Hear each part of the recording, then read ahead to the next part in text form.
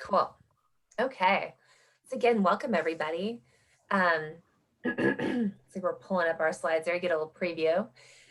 So happy to have you with us. We are, like I said, I mean, we've just been really thinking about this a lot, and we've done versions of this training in previous years, but we've been absolutely obsessing about the content that we want to share with you today, and thinking about precisely what information would be helpful for you um, to uh, do what you need to do with performance and develop better measures, use data more efficiently, and really use this tool that we have in the city to improve your own results in your program or bureau. I'm going to, sorry guys, I am going to do side-by-side mode here. Okay. Just want to make sure we're on the right view. Can folks see the slides and the speakers?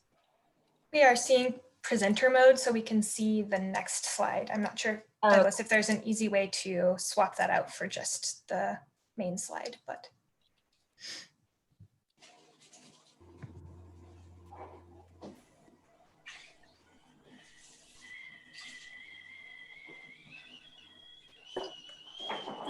Hi everyone, my name is Douglas. I'm going to stop sharing and try to figure that out. Okay, no problem. Yeah, so it's easier if you just start the slideshow before sharing your screen. We went through this last night in our webinar meeting. That way you know which screen is the one that you're sharing. Right. Thank you, Gabby. Great. And I'll just go ahead and get started because the first couple slides are just intros anyway. Great. So welcome everyone. I do want to have a huge shout out before we start introducing ourselves. I want to have a huge shout out for the members of the Performance Advisory Committee that are here with us today, and also our other colleagues from the City Budget Office, especially those that are joining us and helping us out with. They're going to be facilitating some of the breakout discussions today too. So thank you for working with us on this training. We're super excited to have you, and we're super excited to have all of you here. So so our agenda for the day, so we'll just do a quick hit on that. So we're going to spend just a few more minutes doing introductions. We'll tell you a little bit more about ourselves, and then we'll actually jump out into we'll do a quick poll because we're curious about your background and what you want to get out of this training today. And then we'll jump into breakout rooms as well to give you a chance to introduce yourselves to a smaller group of people and that you'll be actually discussing the case study with as well. Then we will come back together and we're gonna, after an overview that Angela's gonna provide, where we really try to connect the dots between how performance works in the city with kind of a broader view of what performance management is, and how it relates to other things that happen in the city. Then we'll jump into a specific case study that we're going to be hearing from Kittis Yared from Bureau of Emergency Communications on how he's used performance data to help the Bureau improve call taking results. After that, we'll take a quick break. That's your water break, your coffee break. And then after 5 minutes, we'll come back together. And then in the why do we do performance management section, that's where we're going to be talking more specifically about the system that we use in the city and just how it's kind of the building blocks of how it works. So you have a little bit more tangible information on that. And then we will wrap up for 10 minutes at the end and just talk about next steps, further opportunities for learning, and grab any last questions that we didn't catch during the workshop. And I will say, as we go through this, we will pause. We're going to encourage everybody to use the chat function for questions. If something comes to mind for you, or you're really kind of unclear about something, or if you just want to put something out for the group, please feel free to put it in the chat, and one of us will be monitoring that and will either be answering the question or we'll pull some of those questions in to the end of each section. So please use the chat for that. We'll also pause and just make time for questions at the end of each section. I think that's what we have on the agenda. So why don't we jump into the quick poll? So this is just a couple quick questions for you guys. I'm going to open up the poll and give you a couple minutes to answer these questions, and then we'll come back and do intros. Here you go. Let me know if you don't see those questions.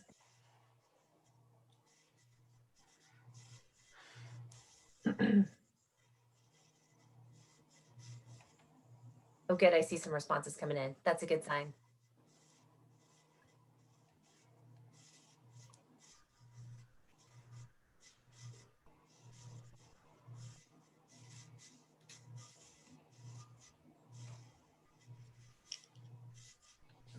Got that's coming in. Just we'll leave it up there for just another maybe 30 seconds or so.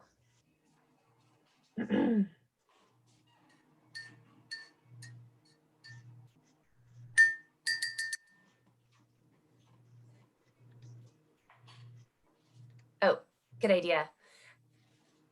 Yeah, just as a quick reminder, while we're grabbing those last few responses, probably best to have yourself muted since we do have such a large group today. If you do want to jump in there and ask a question, you have full control. You can unmute yourself, and we can also use the chat function for that too.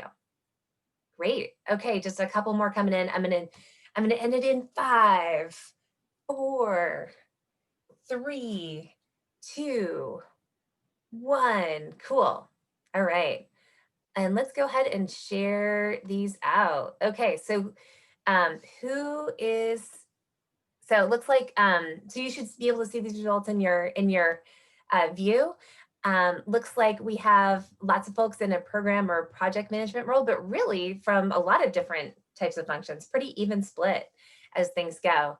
And again, it runs the gamut. We've got some people with us that are very familiar with performance management, a lot kind of in that between category. Maybe you've worked a little bit on performance before, and plenty of people where it's brand new. And then again, so yeah, we were hoping to get a really good range of folks joining, and it looks like we have. I don't know exactly. Okay, cool. Let's. Okay. I'm going to go ahead and pull that down. Cool. Okay, so Douglas, maybe next slide, and we'll jump on into introductions. Sorry, I'm supposed to make this webinar, and now it's working. So I'm going to go ahead and try that, and maybe I'll call you back later. Okay, that sounds good. And Douglas, I don't know if anybody else is experiencing this, but it's quite large in mine. So on my screen. So if we can figure out a way to size the slides down a little bit, it might be just, oh, you're fine. Okay. Well, keep rolling. Yeah, it might be that the Zoom size it down, or is it okay this way? It's too big. Like it's bigger than I can't see the full slide on my screen. Can you guys see it? It looks fine to me. Oh, okay. Well, never mind then. If it's fine for you guys, then it's fine for me. Okay, perfect. Okay, so getting into intros. Thanks everybody for bearing with us. So for those of you that haven't met me before, my name is Shannon Carney, and I work from CBO, from the City Budget Office, and I have the role of being the citywide performance lead here at CBO. I work with an amazing team with Angela and Douglas, where we work directly on this topic day in and day out, and focus on ways that we can support bureaus in using performance data to create better results for community members. So it's an awesome job. I really love being here. And I've been with the City Budget Office for the past 6 years. So it's been a pretty fun run, and a lot of things have changed in that period of time. So it's great to see all of that and be here today, and look forward to even more. Outside of work, when I'm not thinking about good government, I love getting out there on my bike and riding my bike around Oregon. And so one thing we wanted to share about ourselves is what our favorite personal performance measure is. So I'd probably say that miles ridden on my bike is one of my personal performance measures. So I'm going to pass it to Angela to introduce herself. Hey everyone, my name is Angela Butel. I'm a budget and policy analyst in the City Budget Office, and work on our performance management work, as well as doing budget analysis for a few bureaus in the city. And I've been at the city for a little over a year. And I think my favorite personal performance measure is number of baked goods shared with friends. and I'll pass it off to Douglas. Wonderful. Hello, everyone. Happy to be here. Glad to see you all. And I am a Hatfield Fellow at the City Budget Office. I work on performance management and also budget analysis. My favorite performance measure is number of historical documentaries watched. But please don't ask me about the results. Awesome. Okay. Great. Well, now that you've met us, your host for the day, we are going to take just a few minutes and break you out into breakout rooms so that you can meet the people that you'll be talking about the case study with later on in the workshop. But please, for these few minutes, just please go around and let folks know who you are, maybe what bureau you're from, and if you have time, something fun about yourself.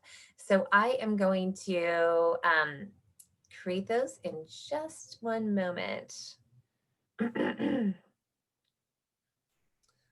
like we've got, okay, here we go. I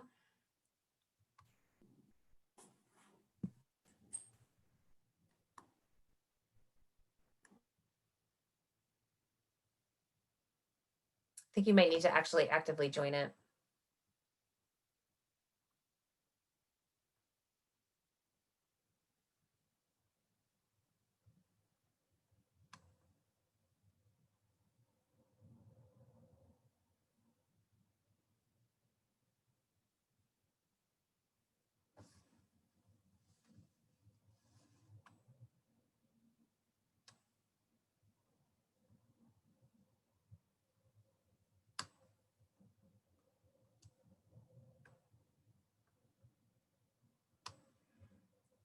Hey everyone, if you want to join your breakout rooms, feel free. I think the setting has you, so you actually have to choose it. So if you're still in with me, then you haven't chosen your breakout room.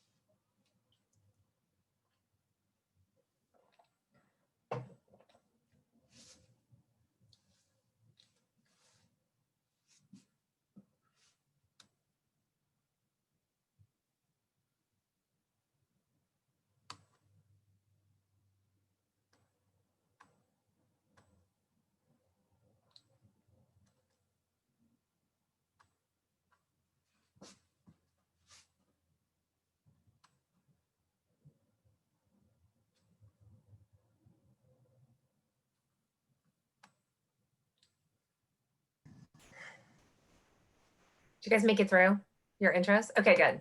Our group did, yeah. Okay, good. I was trying to find a way to message that to you, but I don't think only message the people in my room. Yeah, okay. We are learning as we go here. Yeah, I think the way it's set up, it's more of like select to go in, but that's okay. We can work with that. Cool. And then we'll have everybody back in just in 25 seconds. So cool. Welcome back, everybody.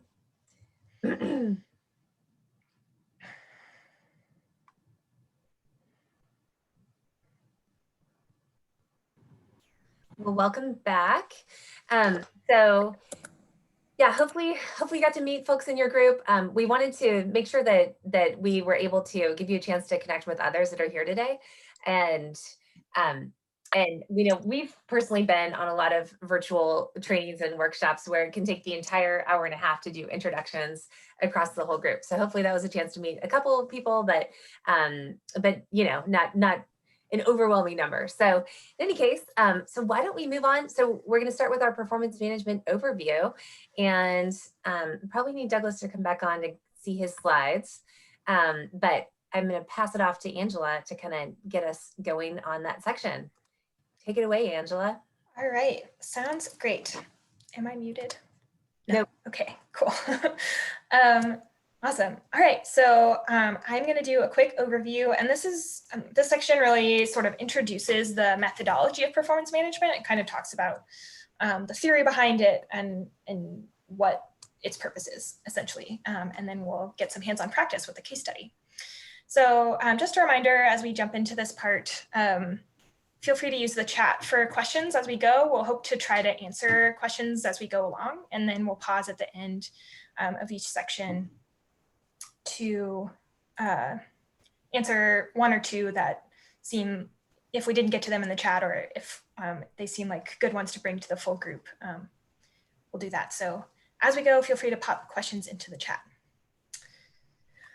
All right, so performance management overview. As most of you hopefully know, earlier this year, City Council passed a resolution establishing these 6 core values for the City of Portland. So those are the ones in the center of this wheel: anti-racism, equity, transparency, communication, collaboration, and fiscal responsibility. And these values are intended to guide our work and be sort of touchstones that we can come back to when we're facing tough decisions about competing priorities. So they can help guide our thinking when we're facing trade-offs or thinking through our decision-making. And they also provide guidance for evaluating the impacts of our work. So when we look at our outcomes, we can ask, are our outcomes reflecting these core values? So we like to start in this place of values because this is really what shapes performance management. The purpose of performance management is asking the questions of, are we meeting our core values? Are we achieving these goals? Are we reflecting them in the work we're doing? So moving from values then into sort of a little bit, the next level of maybe more tangibility, we get into goals. And sometimes we hear from folks, well, I'm not sure, you know, what are the city's goals? We don't have as concrete of like one statement of the city's core goals as we do with those core values. But we look for goals in a number of places across the city. That includes in the Portland Plan, which is the adopted strategic plan for the City of Portland through 2035. We also look to the comprehensive plan, which is a plan maintained by the Bureau of Planning and Sustainability that is, as its name says, comprehensive across the whole city.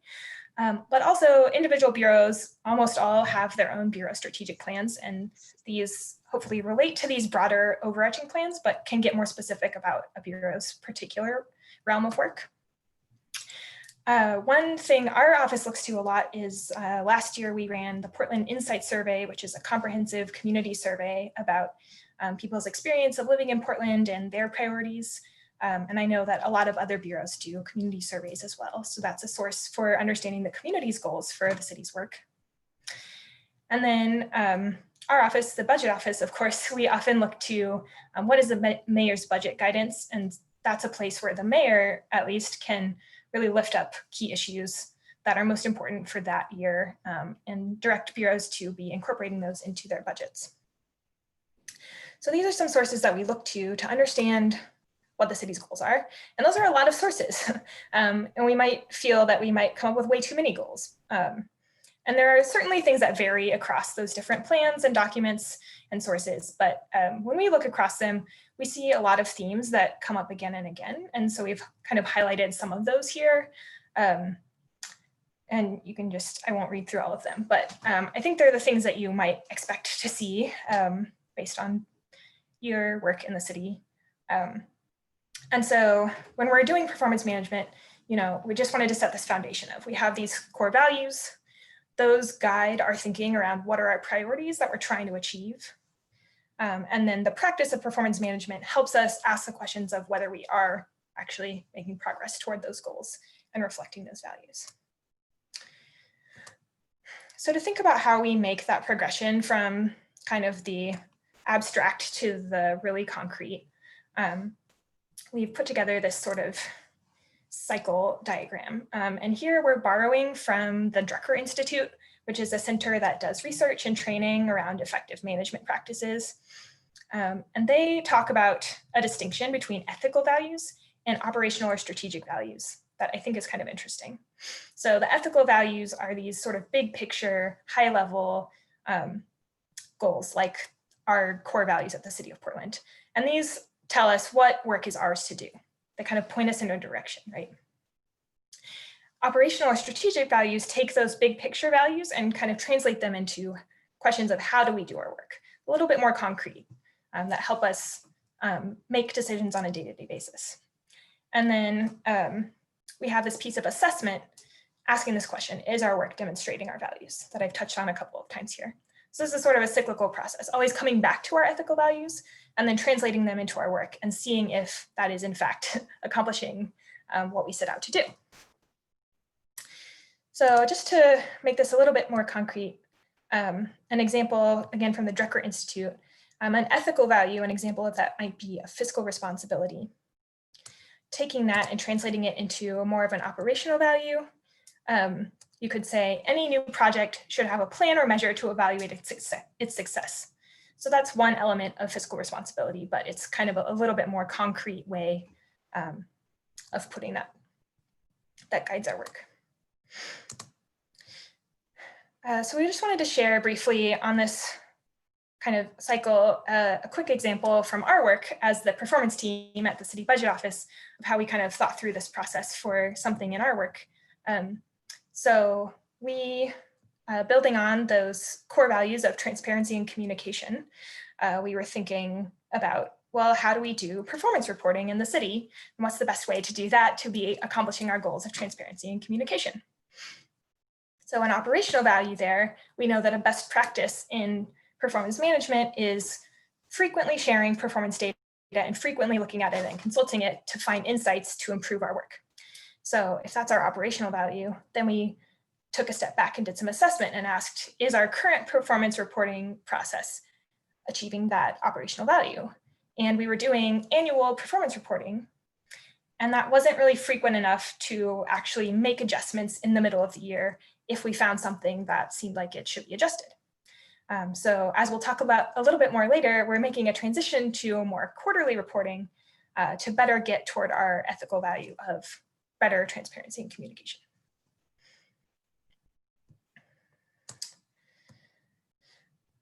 All right, so far this has all been pretty foundational. It hasn't gotten too much into the specifics of performance management itself, but and that's sort of on purpose because I wanted to touch on the fact that there are a lot of different approaches to service improvement.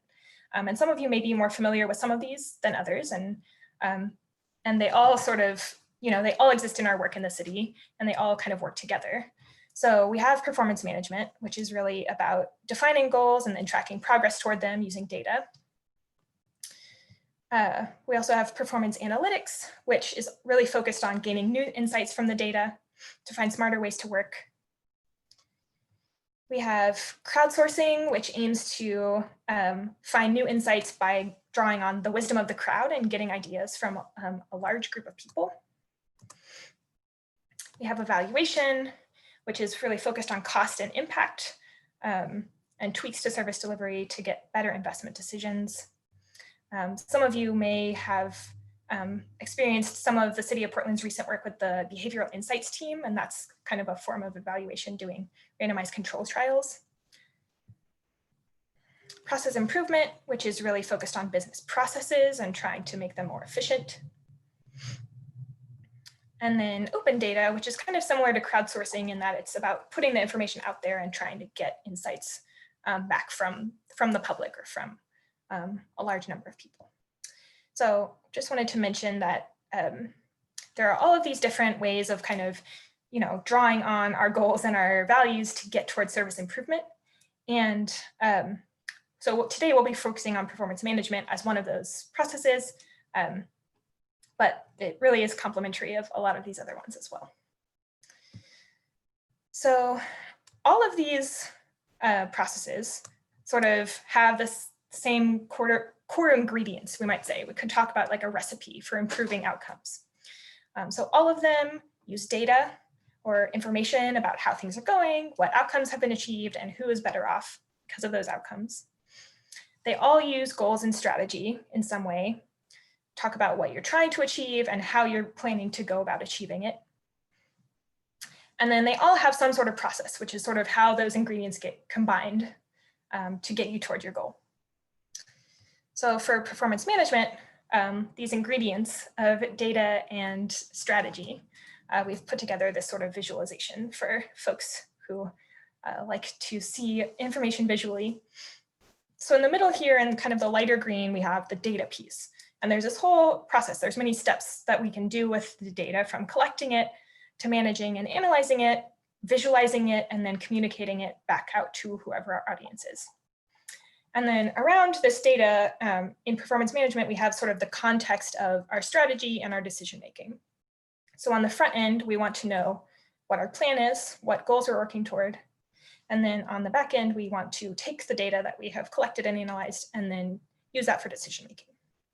So the point here really is that when we talk about performance management, the data on its own, even if we can have the best data in the world, the best data processes, the best communication, but without the context of the strategy and the decision making, it's not going to get us toward our goals, and vice versa. Just a lot of strategy, strategic thinking, without the data, we're missing out on a key element. And then to transition us into our case study, the process that we think of when we're thinking about these ingredients for performance management is mapped out here on this slide, and it's kind of a cyclical process. So we start out, we identify the problem or the goal, which might seem kind of basic, but it's really often tempting to just jump in and try to problem solve without actually concretely identifying what the problem or goal is. So that's an important first step. Then we collect and synthesize data and analyze it. We adjust our operations based on that evidence and those insights. We see what results we have based on those adjustments to our operations. And then we add more data as needed and update our analysis. So this is not getting from point A to point B. This is a cycle where we're continuously trying to improve and get better. So take note of this diagram. We'll share it in a handout as well. But this is sort of how we're going to be framing the discussion in our case study, which is the next step of our training. Perfect. Thank you, Angela. And I just love, I know that's a kind of a mix of maybe some new frameworks that you haven't seen before, and maybe for those of you that have been with us for a number of years, maybe some more familiar ones as well. But I personally love that connection between strategy and how we use data. I think that's really helpful when we think about how we do our work in the city and how we can do it better. So when putting together this training, we wanted to make sure that we were giving you some real life examples of actual people from the city of Portland using these strategies to improve their results. And at the top of our list, we are fortunate to hear about and be familiar with some of the specific work that analysts are doing and program managers are doing in bureaus. The very top of our list is going to be the presenter that will be coming on next. And Kittis Yard is a systems analyst at Bureau of Emergency Communications. If you haven't met him before, this will be a treat for you. And he's done some amazing work in using data to improve results for that bureau. Really seen some big changes over the past year. Or not just the past year, but the past few years. So Kittis, I'll pass it over to you to And this is going to be where we'll actually be introducing, he'll be introducing some of the concepts that some of the challenges that he was faced with when he first started working on these issues at BOIC. And then we'll actually jump into our breakout rooms and kind of talk about how we might solve the problem ourselves. And then we'll come back and hear what really happened. So Kidis, I'll let you take it away from there. Thank you, Shannon. I hope y'all can hear me and you're able to see my slide. Wonderful. And Angela has promised to keep me honest in terms of my time. It could be lengthy. So again, Kidis Yared, Bureau of Emergency Communications. You may know it as a 911 center. Just a quick background about myself. I've been with the city for about 3 years. Prior to that, I've been in the Northwest technology industry. So let's go ahead and jump to the presentation. So the purpose, as Shannon mentioned, is I was asked as soon as I joined BOIC, maybe a year later, to answer the question of how do we improve our 911 call answering performance. So let me give you some background about BOEC in this process. So the mission of BOIC, and I'll paraphrase here, is to essentially collaborate with our partner agencies and effectively and timely answer 911 calls, as well as dispatching. So not only do we answer calls, but we also dispatch. And even though we work for the city, we also answer for the county. We have partner agencies such as Gresham. So we answer not only 911 calls, but non-emergency calls. You'll see them here on the slide. But the focus for this problem would be focusing on answering 911 calls only. The performance that we measure, and that Shannon and her team ask us every year in the past and now monthly, is to tell them how many 911 calls did we answer and how quickly did we answer them. Our performance standard is based on NENA, the National Emergency Number Association. They previously had set 2 standards. Number 1 is to answer all 911 calls 95% of the time within 20 seconds. And the other one was during the busy hour of the day. So it's a 24/7 operation. The busy hour of the day could be really a busy hour of the night as well, depending on incidents. And to answer those calls 90% of the time within 10 seconds. So, but that performance has been changed to, I guess, minimize the confusion for PSAPs, which are public safety answering points, such as our bureau, to just focus on the 95% and the 90% within 20 and 15 seconds, respectively. So the diagram that you're seeing, or the slide, the chart that you're seeing, is essentially painting a picture of how many 911 calls do we answer via cell, which is in red, and via landline, and to illustrate the trends that we've seen in the past in order to improve them. So to paint a little bit of context around how 911 calls are answered, I've created this diagram, which I hope will serve a purpose to your discussions.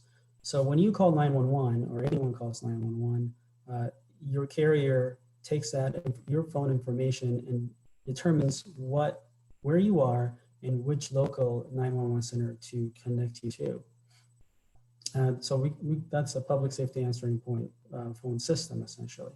At BOEC, when a call is received, if it's a landline call, it is immediately transferred to be answered by a call taker. If it is a cell phone call, we have something called the cell phone filter, where it determines whether you are a real person or not by prompting you to press something. If this is real emergency, press 1, or something like that. So once you authenticate that, you authenticate yourself saying you are real and it's not a pocket dial. A quick background on that. A pocket dial literally is people leaving their phones in their pockets and dialing 911. This happens a lot, and other PSAPs have implemented the cell phone filter in order to only receive real 911 emergency calls. So then once you authenticate yourself, the 911 call is answered by a BOIC dispatcher or a call taker, and therefore your incident is responded to the appropriate responding agency. Hey, Kiddis, 3-minute warning for breaking out into groups. Okay, I think I'm doing pretty good. And so I'm going to jump straight to really the question that I was showing you earlier, which is how can we effectively answer our 911 calls with respect to the performance that has been, the performance base that's been created by Nina.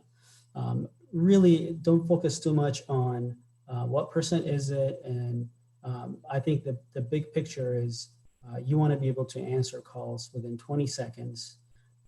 And how can we improve our performance? Particularly in terms of effectively staffing call takers and dispatchers. The other thing I want to point out is, as you noticed in the diagram, which you'll be using to kind of help yourself understand the process, is what changes could we make, right? What is the impact of that cell phone filter? So that's also another discussion point, and what changes would improve the performance without impacting the call volume to the Bureau or really real emergencies as well. And in the process, I put this diagram in there. Really that if you get to this part, it's a matter of really discussing what type of analysis are you doing? Are you just providing the statistics to show where we are or as far as our performance and tracking it? Are you also doing some sort of diagnostics as far as looking at maybe landline versus cell phone calls to see if there's any trends? Or are you doing any sort of prediction?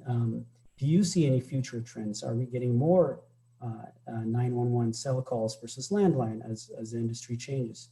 And the other one is prescriptive, which is what do you prescribe to operations to make a change in order to actually make this this performance, in order to improve our performance.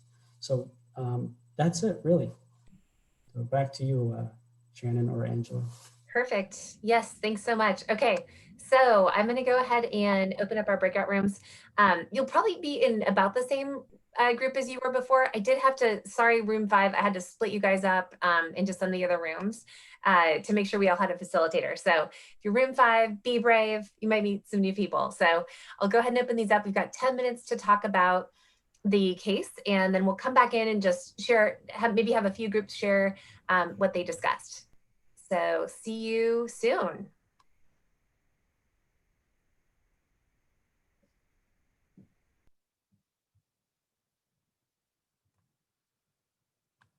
Okay. I think everybody, hopefully that worked. Hi, Anne, how are you? I am going to jump into. Good. Cool. I think, oh, I didn't have you assigned to a group yet because maybe you weren't on initially. No, I was in group 5 maybe. Oh, and then I jumped off sure. because I was trying to fix my earbuds, and I'm back on. So Gotcha. Okay, well, I'm going to assign you, I'm going to jump into room 2 and I will assign you to room 2 as well. So hopefully you got a message there.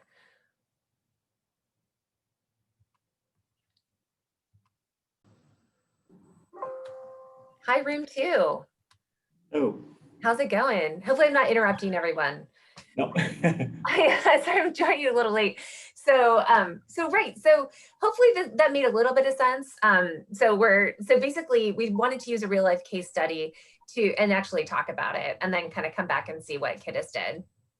And maybe some of you are already familiar with how he, what kinds of data analysis he used to improve things over there. But we have a little bit of I know it's a lot to take in. So we have a couple of discussion questions. So I thought I'd just kind of prompt us and maybe we can talk about those a little bit. The first question is just, in your own words, kind of hearing Kiddis describe this, how would you state this problem, that he presented in just kind of like 1 or 2 concise sentences?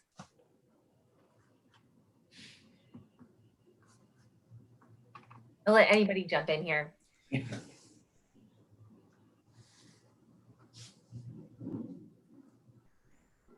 Well, Shannon, I'll jump in here.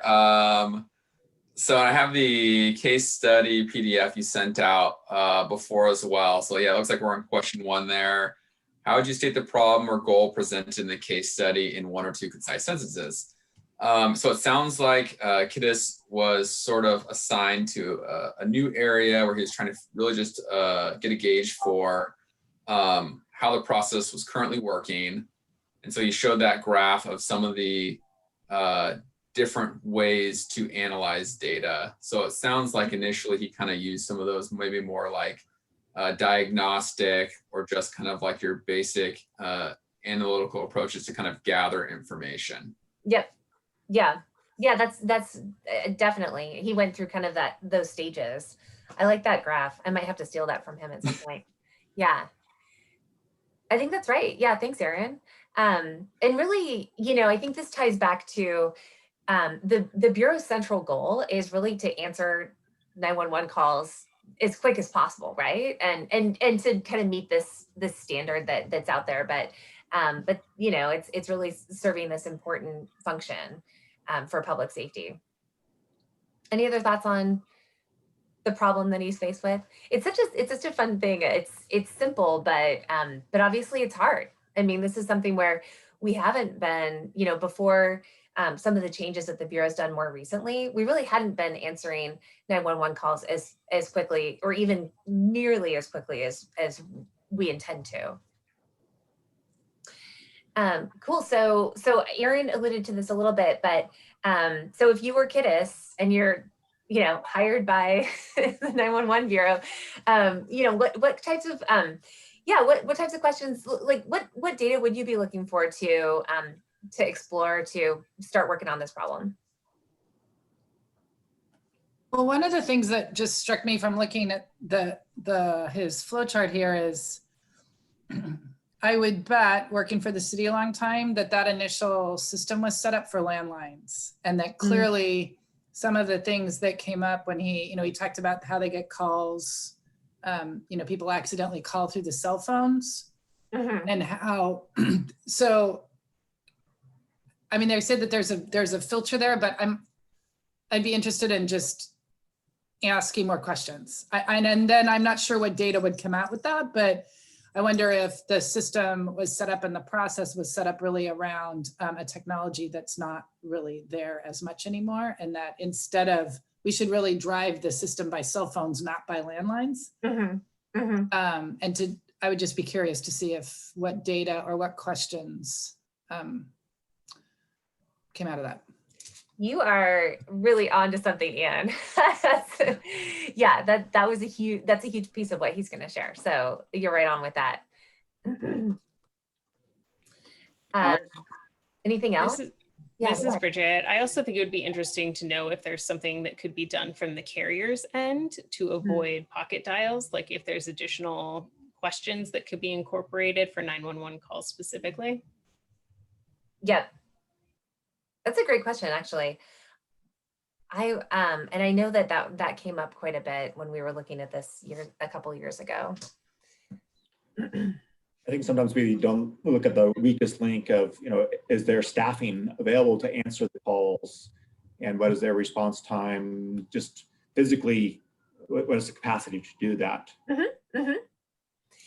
Right. It's such a simple one. I'm glad you caught that, because that's actually one of the key things that he looked at. Was, can they adjust staffing? So I don't want to give away too much, but yeah, man, this is a good group. Good stuff. Any other specific? So we've got. Oh, go ahead, Peter. Yeah. The other thought I had is that taking a step back from the 911 calls, because there are a substantial number of calls coming in from other routes, and I wonder to what extent people are knowledgeable enough to know when to use 911, when to use non-emergency, when to use different paths in, because that could also affect not only the speed with which, but the accuracy of the response. So looking at both sides, both the staffing side, but also the public side, are we using the system accurately, and what kind of education there might be there is something that came to my mind when I looked at the diversity of different ways that people contacted or used the system. Right. And yeah, and during this entire time, and really still, we don't have that 311 option available. So that can be a component of the solution as well. That's really good, Peter. Thank you. So I know we kind of trended into possible solutions and talking about what questions and data sources. Anything else that anybody has like to share? Would be interesting to, and perhaps this will come up a little bit later, but it'd be interesting to get a sense of what the predominant nature of the various calls are. So to what extent do calls that come in on 911, are they actually non-emergency calls? And is there a way to, again, educate people about which route to come in? So that's a potentially different way of addressing the same issue, which is where are there true emergencies and how do we respond more rapidly to those? So if I knew not to call if it was a non-emergency, or a different number to call if it was a non-emergency, I wouldn't be clogging up the lines. So yep, just another thought on a different way of achieving the same outcome. Yep, I think that makes a lot of sense. Where data would be helpful. Right. That's dead on. This is great. Yeah, so I'm here. Sorry, I was also going to say, we talked about like having enough 911 answering staff, but we didn't really talk about what their procedures are with calls, like how quickly they're turning them over, what's happening during the call. And maybe there's some performance changes we can make, or criteria changes we can make for answering the calls that'll speed the turnover up for staff. Great, absolutely. Yeah, because it's super complicated, you know, with once the calls are taken in and they're dispatching. So there are, I don't know if any of you have had a chance to go over to BOEC and look at their dispatch procedures, but they are definitely robust. So that was something that we looked at as well when we were initially considering this case. So this is great. You guys are awesome analysts. So if anybody wants to share back, I'm sure we could. I mean, these are some really good ideas. I mean, I'm definitely hearing, you know, we need to know more about the calls. You know, what percentage are cell phone? It seems like the system was designed for landline calls. So, you know, what does it look like now? Want to learn more about the staffing situation. How many staff do we have? I think Rich, you alluded to this. How are they coming in at the right times, right? And then there's the procedure, and then there's I think still in the calls piece, non-emergency versus emergency, and then how quickly are we moving through those calls? I mean, there might be other stuff out there, but that's pretty comprehensive. So nice, great, perfect. So we should have everyone back. Looks pretty good to me.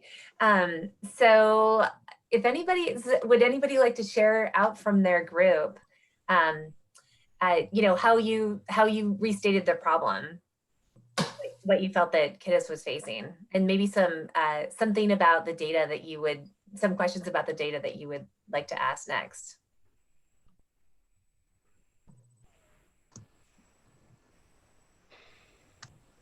Any of our facilitators willing to take the bait? I will take the bait. Perfect. My group had at least one really good, insightful question. And in terms of the process, the question was, when do we start measuring? What is the point of, what point do we start measuring to determine whether a call took 20 seconds or more? So figuring out the boundaries was a really good, insightful question. That's excellent.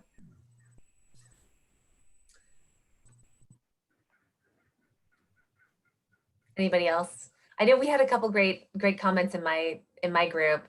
Anne or Peter, would you like to share? I can relay back, but if you guys want to maybe mention what you brought up. I thought those were really good points.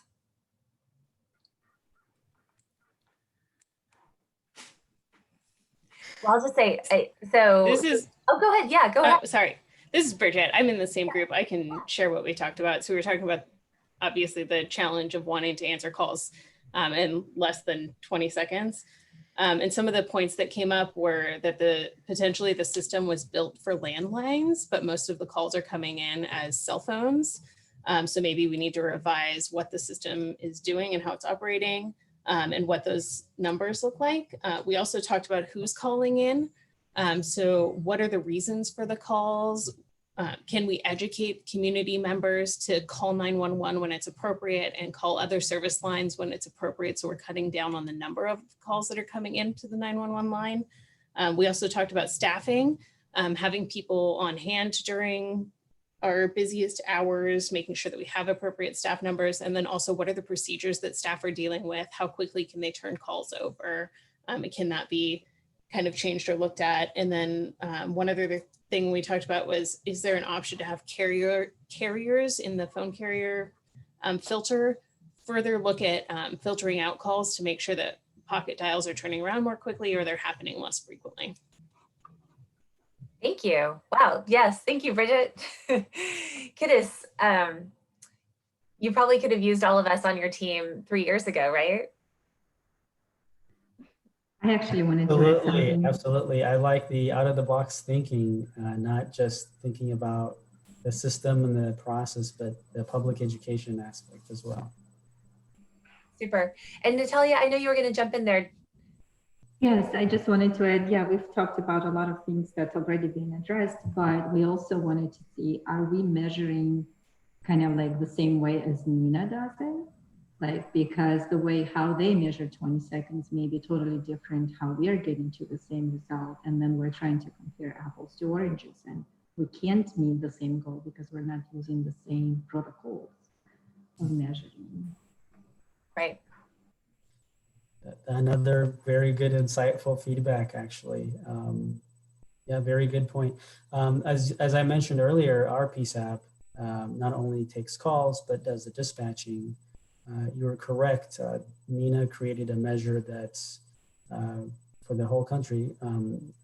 And other PSAPs, such as in Seattle, just answer the call and transfer the call. And so they are highly likely to meet that standard because they don't have to continue the conversation with the call taker. So very insightful. Perfect.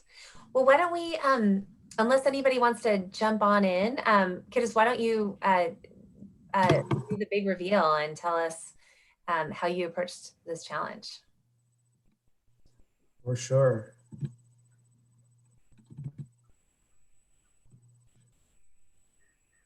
Okay.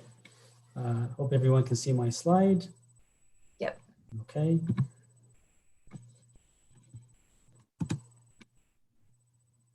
All right. So just a little bit background in terms of performance and measuring and understanding your data. So as I mentioned, I've been with the Bureau for about 3 years. So one of the things that we faced in the Bureau as soon as I joined was that our phone system was completely being replaced from an old system to a brand new system, a brand new vendor. So one of the things that we worked on immediately was number one, creating our own reporting system because vendors are not going to be able to service us. And number two, in order to create the appropriate data sets that you need to show the different type of analysis that you need to do, you need to create your own reporting sources. So that was very important from the beginning. And I mentioned Tableau, KPI here, key performance indicators. That's important because sometimes you'll go to your customer, in my case, the director and operations manager, and they'll ask you different questions. So it's very important that you are able to show the data in different ways to help them understand your analysis.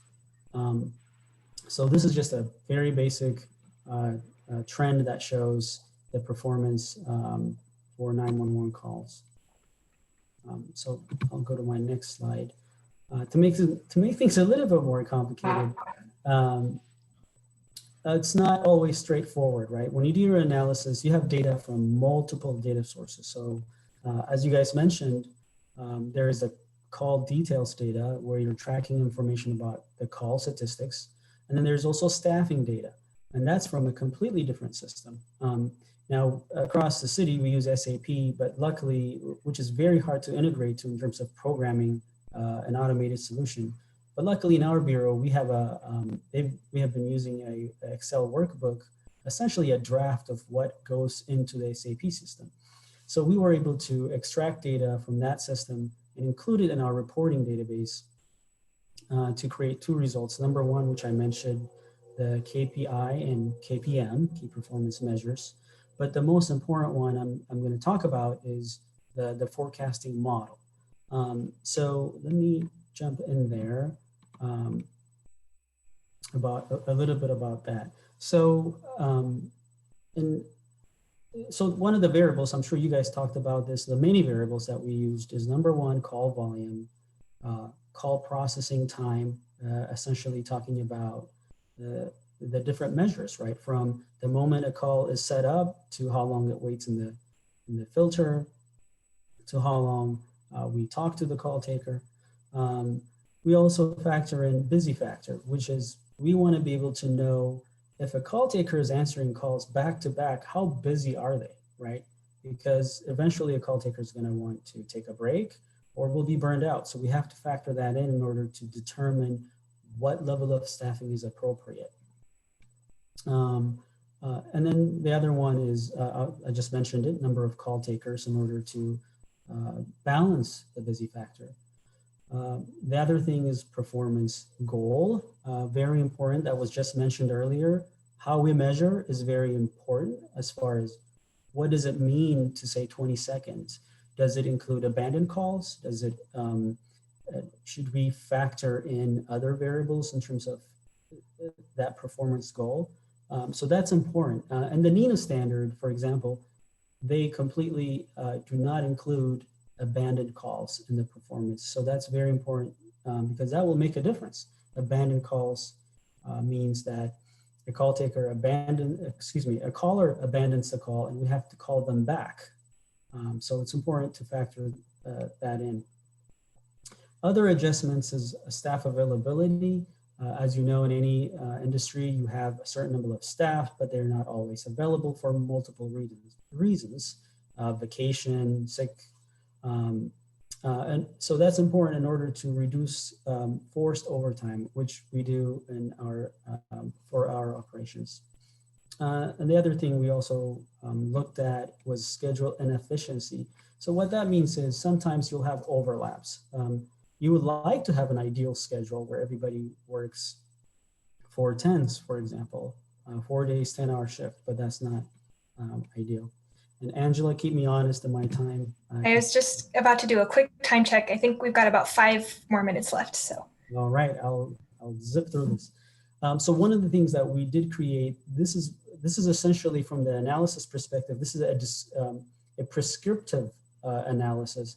Essentially, in any industry, if you're in finance or if you're in communications world, every industry essentially has some sort of model that you follow, right?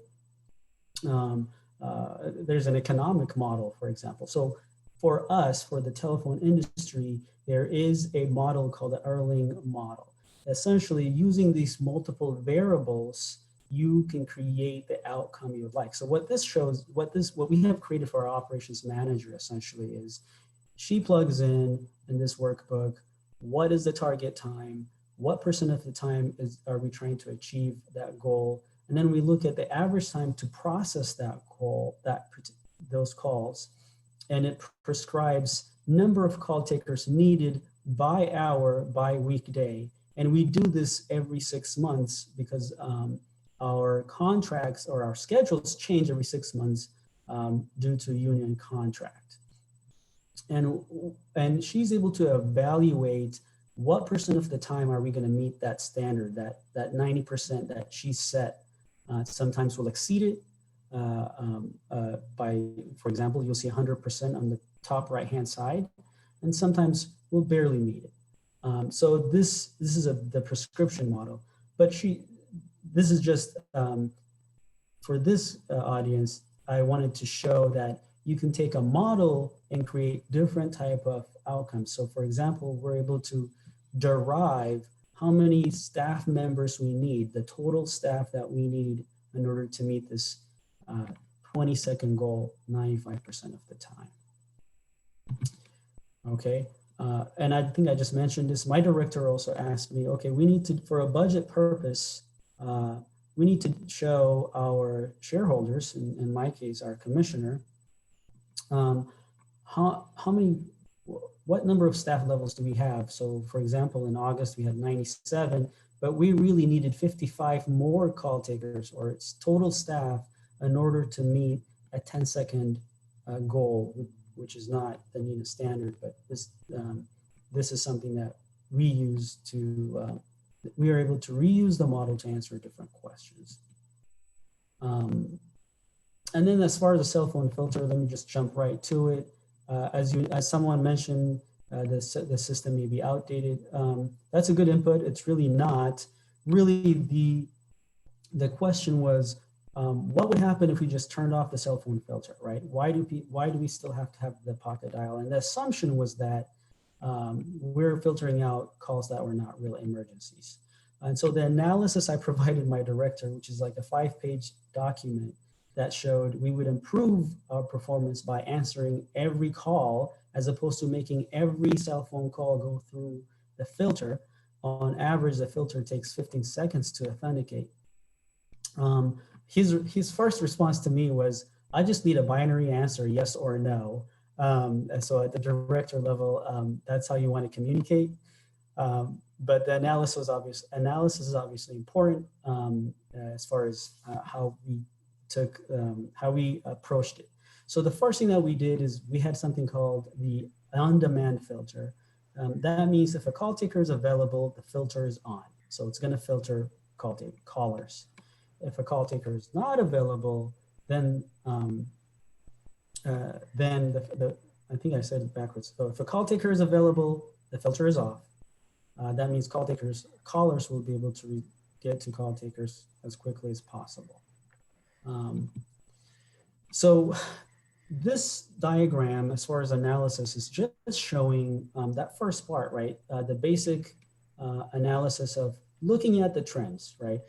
Look at the bottom two. The bottom two is showing how many cell phone calls were filtered in and how many cell phone calls were filtered out. That's important because we want to be able to track and say, is this going the right way or are we doing a disservice, right? The analysis said we're going to do good, but we want to be able to track it. And on top, you'll see that the percent in 20 seconds, our performance is actually increasing, right? So it was a good decision as predicted. And then 2-minute warning. Okay. This is also kind of showing the trend. So as I mentioned, the cell phone filter took 15 seconds on average, and that's really the reason why we decided to turn off the cell phone filter completely. So I'll leave it there to give everybody enough time to go to the next session. And I'll say a few things here. So we continue to do further analysis in order to figure out what other areas or what information could we use now in order to improve our performance, whether it may be looking at abandoned calls or anything else. So the work continues. So I'll leave it there. Thank you. Thank you so much, Kiddis. That was great. Perfect. All right, so now I think it is time for our quick break, and it will be quick. We're going to do 3 minutes, so we'll be back at 2:10. But if you need to grab water or run to the restroom really quick or something, just do a stretch break. Just not look at a screen for 2 minutes. Do whatever you need to do, and we'll start again at 2:10. Thanks, Angela. And Douglas, maybe you can pull up your slides. I was just going to say, if folks want to hang out and ask questions. Oh yeah, that's good too. Use this there to answer those questions as well. Perfect. Yeah, if anybody has questions, Please, share them up right now. probably.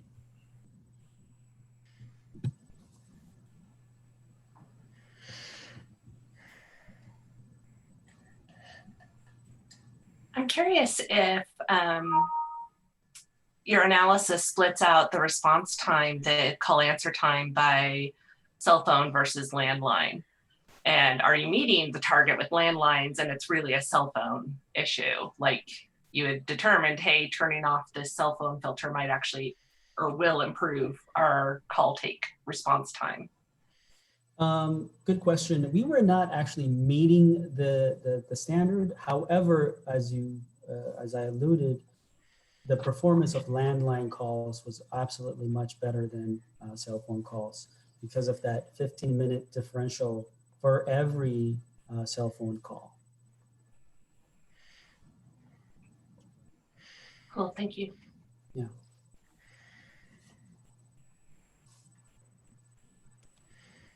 This is Angela. I just want to say I kind of tracked this as it was happening, like a few years ago, especially, I mean, it was in the news a lot, the impacts of that filter system. But so it's fun to see the work you did behind the scenes, Kiddis. Oh, thank you. Thank you, Angela. Hey, Kiddis, this is Aubrey. I have a quick question for you. Did you end up using the Webby report to get the BobJ data? Do you have like automated, do you know what I'm talking about? Yeah, I do know. You're talking about SAP. No, we did not. Oh, you didn't? We did not. Like as I said, we were lucky enough that prior to any of our staffing information being submitted to SAP, we have a workbook that is tracked and verified by supervisors. And so we're lucky enough to utilize that now. Interesting that you asked that. I'm now working with BTS to develop an in-house staffing application that will replace the Excel workbook, essentially creating a a Microsoft ASP website in order to essentially minimize the workload related to working with the Excel workbook. Yeah. But hopefully in the future, we will be lucky enough to integrate to SAP. So are you thinking in the future you will get automated data out of BobJ? Or it would be something different? It would still be, the ultimate goal would be, yes, that would be the case. But in our scenario, we're going to utilize this essentially middleware, right? This new web solution that's going to feed our timekeepers, right? Our timekeepers will be able to use that information to submit to SAP. So really no need to go to SAP since the data would be a match and easier to integrate to. But I'll tell you what, the first question I had when I first joined is how do we get data out of SAP? And that's one of the most challenging topics. The answer is you don't. is what I feel like, at least the route that you guys have taken. And I feel like most people that's where they end up on these adventures. Hey y'all, I hate to interrupt this, but for the sake of time, I'm going to jump in and bring us back together. We'll love to jam with both of you on SAP and its many challenges after the end of the training. But yes, to make sure we can get through the rest of our content, let's jump back in and we're going to dive into a section on why we do performance management and kind of a little bit more specifics about what that looks like in the city of Portland, as opposed to kind of generally. Yeah, so I'll take it from here. Thank you, Angela. So from here, we'll be talking more about performance management and why we do performance management. And I just want to quickly mention that everything we say here would the terminologies we use, the frameworks we mention, is in accordance to how we practice performance management here at the city of Portland. I want to believe that some, if not all of you, are familiar with performance management terminologies, but just put it at the back of your mind that when we speak about measures and indicators, we're using those terminologies based on how we practice performance management here at the city of Portland. So in the context of the city, the goal of performance management is to improve outcomes for the communities that we serve. And in that process, we believe that the city will become a better learning organization that will also de-silo the way bureaus work on the challenges facing our communities. Most of those challenges, I'm sure you agree with me, are interconnected. And ultimately, we'll move towards improving outcomes and communication with the communities that we serve. So to go into being a learning organization, so in that process of becoming a learning organization, performance management itself gets into how we use performance measures to improve the systems and processes that we are using, providing programs and services. It's a continuous process, and in that process, we ask questions like, what did we accomplish? How efficiently did we accomplish it? And what impact it had on all segments of our community. But the idea is if we stop there, then it's just measurement for measurement's sake. So we have to lay more emphasis on the learning aspect, the learning component of performance management, so that we can learn from the impact of our programs and services and understand the impact it's having on our communities. In that sense, performance management then becomes a powerful tool for change. This is important because some of those impacts could be negative or positive. Either way, I believe we must build that culture of learning from those impacts to improve the processes that we use to deliver services and programs here at the City of Portland. So the good news here is over the past few years, the city itself has continued to invest in capacity to conduct performance management.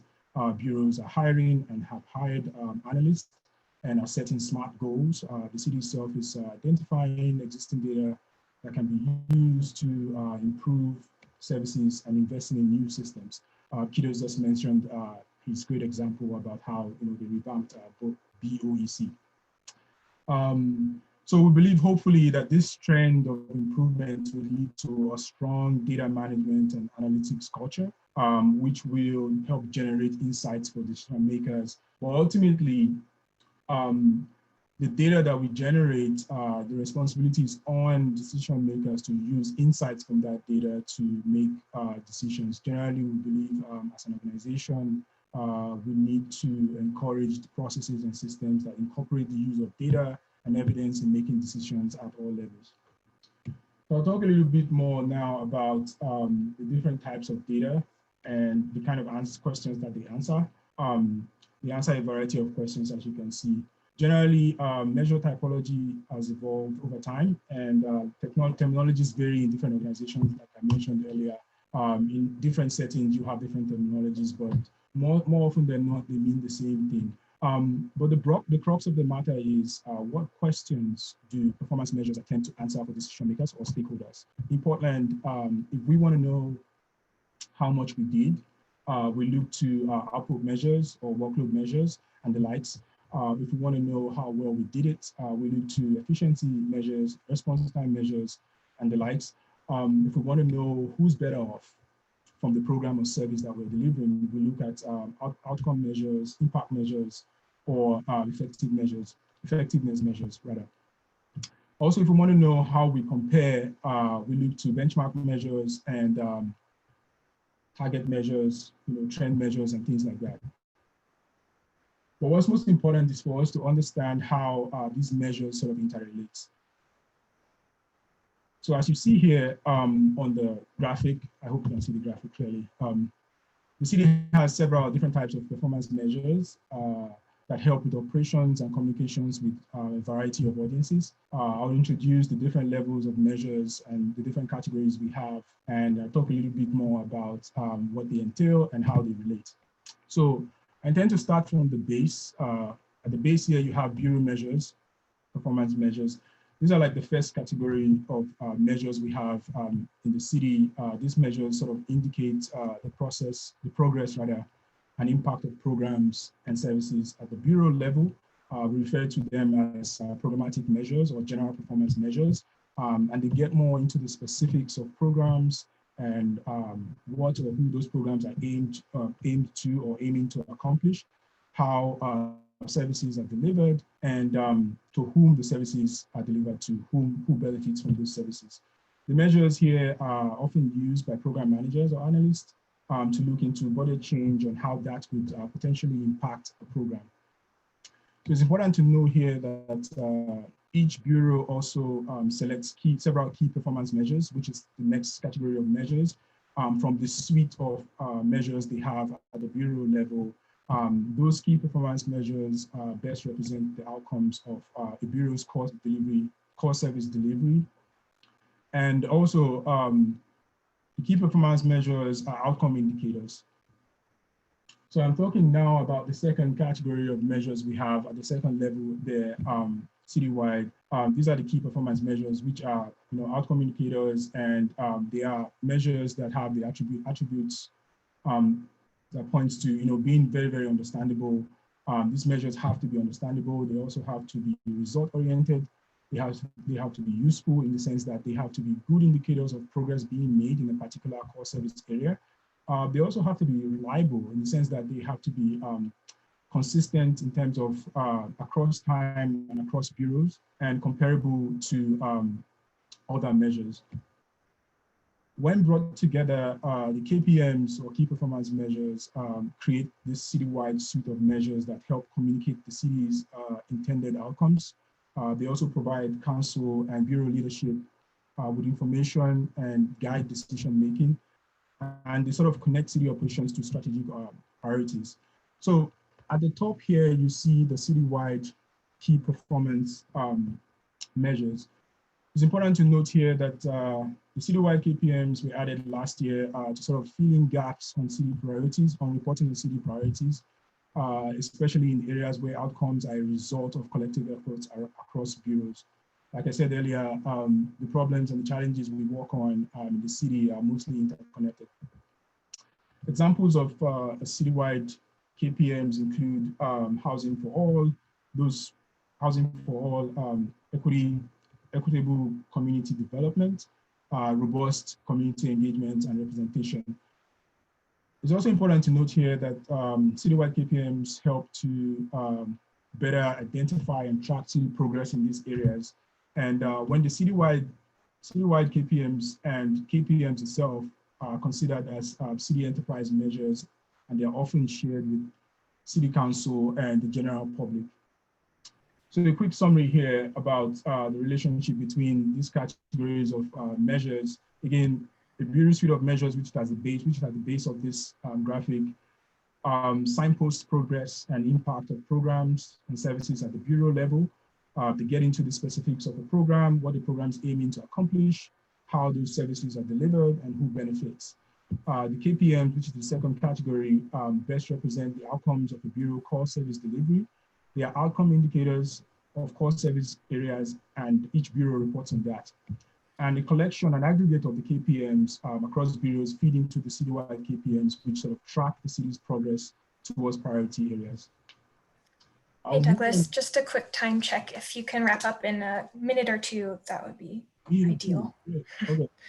I don't know what's most important to mention now, so I think I'll just move on to maybe types of bureau measures, type of citywide measures. So we have the workload measures, which sort of like describe quantity of work performed, output measures, which sort of measures things that the bureau produces, outcome measures, sort of answer the question, is anyone better off, and efficiency measures, which sort of points to the input used per unit of output. Basically, they tell us at what cost were units produced. I want to jump into some quick questions that I had there. We have how many minutes more? I want to just make sure I'm speaking about the things that are most important now. Yeah, we only have 8 minutes left total, so I think maybe we should wrap up this section. Shannon, were you going to say something else? Yeah, I was just going to say, if anything, maybe Douglas just show the next slide, because we'll be sending out these slides to everybody.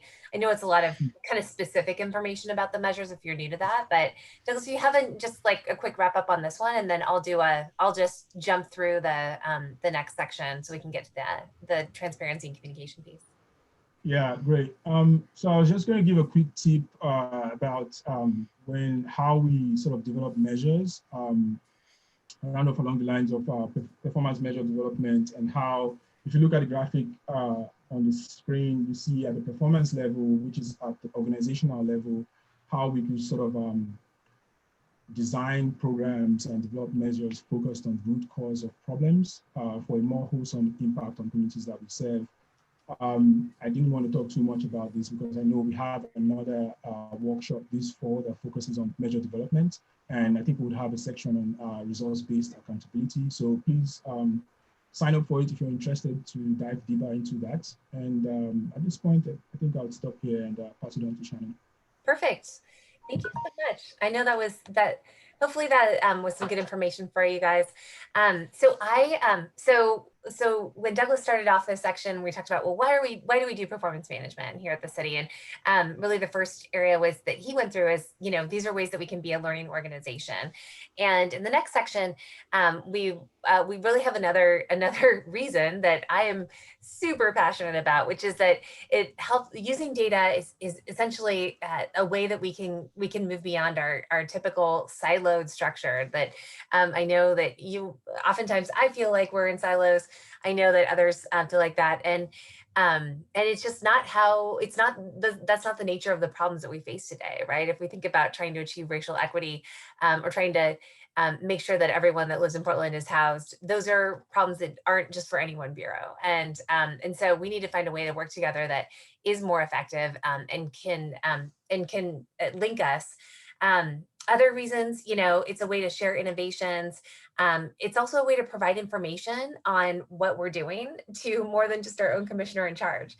So, especially in our form of government, we really see that as a big benefit of doing performance management at the city level. So just next slide. So wanted to mention that, so one thing that we know is that this performance manager data set, and Doug, so just feel free to click through, we want to share with everybody that this is a super underutilized data set. We have over 500 measures, so of the different levels that Douglas described, that are reported on at least an annual basis.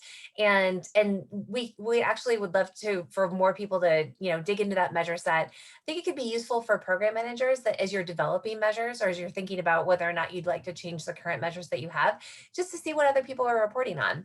So so we sent out, so it's available in two ways for those of you that have logins and are BFM users. It's available through the reporting.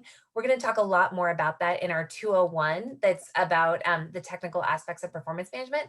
But it's also, we're going to keep it updated and just on our website as an Excel workbook too. So for those of you that don't have a login, you can at least start by referencing the link that we sent in the meeting request. So I'll leave it there. And then next slide. So I'll just, you guys are going to get these slides. So I'm just going to say just real quick. So performance in Portland is not just, it's not just the city budget office. It's really a whole host of folks working together to do this well. And honestly, it starts with you guys. So that's the big, I know it's rude to point, but I just felt like that was the image was pretty apropos in that, you're really the critical component of this. So, whether you're developing measures, collecting data, or reporting on data, another key piece that we wanted to mention is we know that setting targets can be tricky, and that's something that bureaus do as well. So really quickly, I had an example here, but I know we want to get through the last section. So why don't you click through to the next couple slides and so there's two types of targets you might have heard of. One is an annual target. It's really meant to be, what do you expect to be able to achieve this year with the resources that you have available, versus a strategic target, which is a long-term goal that might be, more specifically aligned with a citywide or bureau plan. I wanted to give an example, and I think Carol's on the line here, but there are some measures where we've seen over time where they've really used this target piece to make big changes, and it's been a helpful reference point, and maybe even driven some of their progress on programs. So if you click to the next slide, we just have an example of, not to call you out, Carol, but where I know you work on this data, where BHR established this measure, didn't even report on it, back when I started here at the city, but has been able to, through that kind of having that strategic target of 100 days, drive that number down and really have our recruitment be faster. And now and had to reset the strategic target because they're so far below where they started. So pretty cool stuff. So that's why we set targets. We want to be able to compare ourselves to where we want to be. So next slide, please. And actually probably just move through these. City budget office, we try to think of ourselves as problem solvers, but yeah, so the budget office, we play a role that's specific. Council offices play a role in terms of setting goals, and really, they can alter operations or maybe change budget decisions as needed. And then of course, community, where we're constantly looking for ways to get that more active feedback on how we're doing. I think that next slide, where are we at? So, we'll talk more about this in our later trainings, but clearly, we're connected with other initiatives that are using metrics and connecting with goals in the city. I think from there, I will pass it to Angela, who always has to go through her slides in 30 seconds, but we'll share with you, folks, I know a lot of you will probably have to pop off, but for those of you that can stick with us for another couple minutes, we'll just wrap up here. There's some really interesting stuff on how we can use performance to improve our communications and transparency. So Angela, go ahead. Yeah, I will just be very brief, and I think that's fine. Really, the overarching point of this section is just that performance data helps us improve communication with the communities that we serve. So it's a way that we can share about what we're doing at the city and help folks understand, what is happening inside City Hall, or in this case, inside each of our home offices. But we think of it as really a form of storytelling that we can help share information and craft a story that is understandable about things that often feel complex and opaque and confusing to the folks who aren't involved day to day. So I'll just breeze through these slides and you can look at them in more detail later, but these are just illustrations of that point. So, we share data with the public through various open data sites and, online dashboards and things like that. We share performance data in our budget documents. So that's kind of a role that the city budget office plays, is incorporating that into our budget analysis.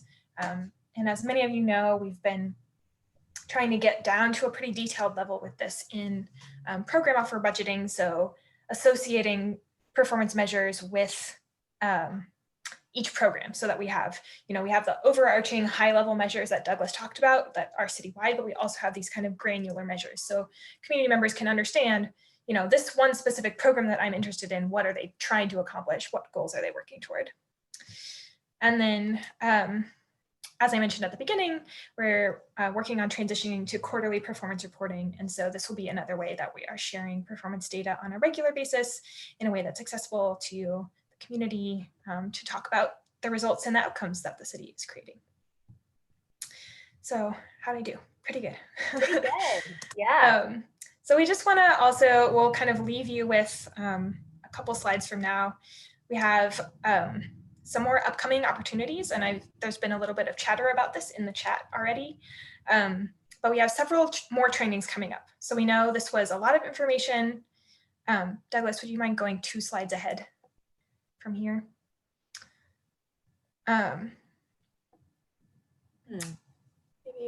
we may have lost Douglas. Maybe you froze. Oh, that's all right. Yeah.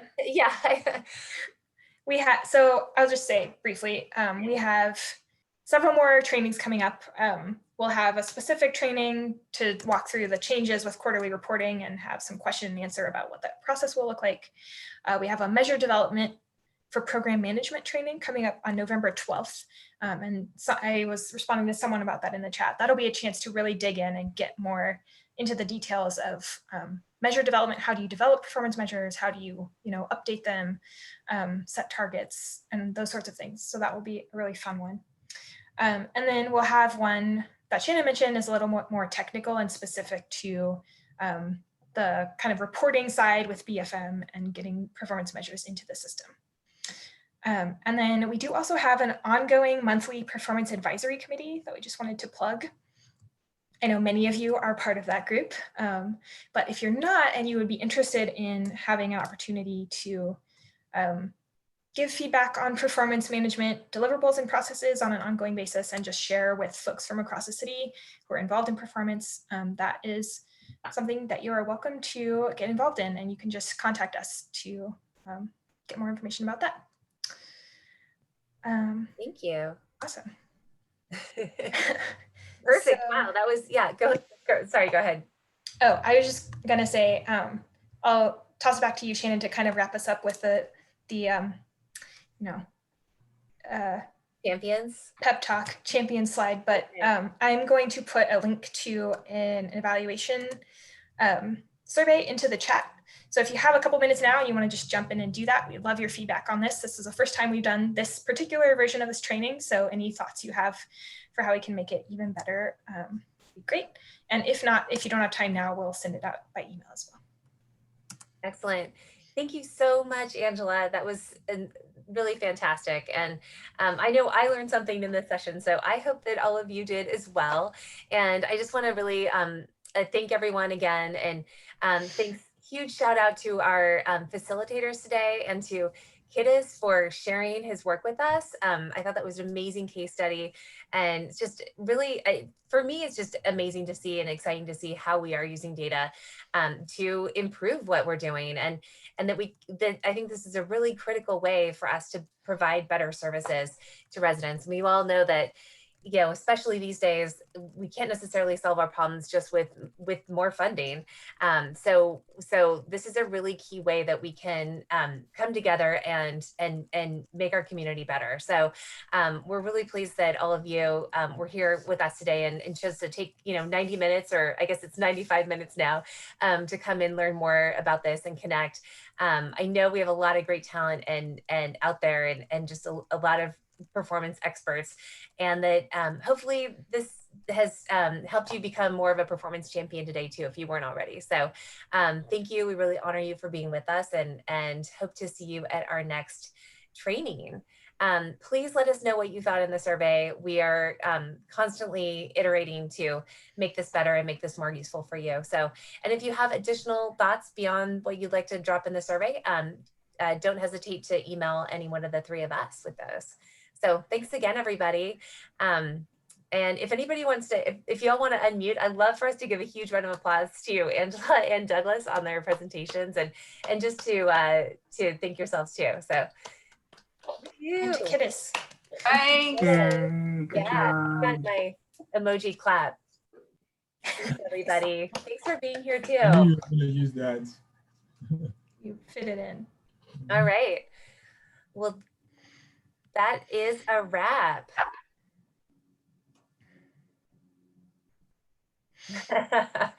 Thank you so much, Kiddis. That was great. All right. Well, I'm going to go ahead and great. Yeah, it was good. Cool. So I'm going to go ahead and close us out, and just thank everybody for being here. All right. Bye. Stop recording.